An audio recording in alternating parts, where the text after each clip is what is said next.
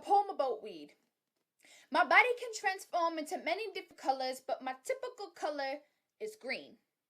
Like the Grinch, willing enough to wallow in my own pain that I slide down your chimney, leaving my bitterness as a present to you. That healing medication, that brain stimulator so that you can forget about the time when Daddy stuck his hands up your dress and called you his baby. Wait, I'm not all bad. Because though I'm meant for healing, I'm also meant for realizing. I'm meant to block out your mind, making you choose my 3 leaves over the Trinity. My scent is a mixture of peer pressure and death, when in reality they are the same thing. I teach life lessons.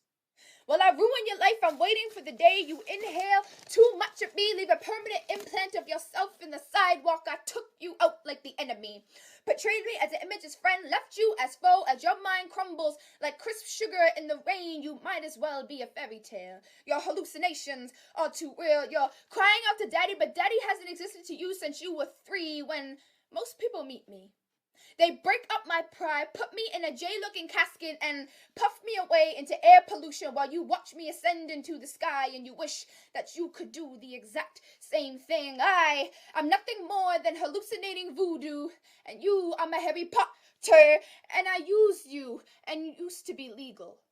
But then people started using me as a means to deal with the reality. Now I'm just a 13-year-old's best friend and biggest enemy. I do not heal. I create pregnancies, making every sin you could have conceived me desirable, like the apple dangling in front of Eve. Why do you think that every time you take a puff at me, you get greedy?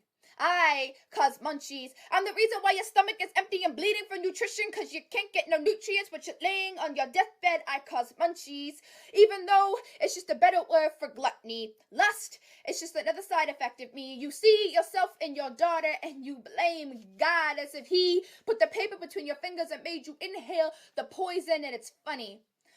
Those who allowed lust into your life in the Old Testament got stoned. You break bread, say prayers to God, expecting liberty with no repentance. You'd rather praise your death row instead of praising the one that's keeping you alive. But nothing dies from weed, right? Nobody ever died from weed. The number 1 leading death is tobacco, but your idolatry is killing you softly. Your breath in my satanic breath at night when you lost and lonely and in need for love. And when you're alone, you let me sing you lullabies. Lullabies, nothing but sweet, empty goodbyes. And you watch your mother cry with all the claims to be of Christians, and we all claim to be Christians. But the world may see us as nothing more than Satan impersonations. How you living? First of all, if I'm legalized, I can save the government up to $15,000 a year while killing thousands of teens without giving them a chance to see the glory of God revealed in them. Rigging in 9 millions of high for you to smoke in a blunt every day for 365 days, you end up making $3,285 million in sin every year while you stand before God on Judgment Day. You cannot afford to love me.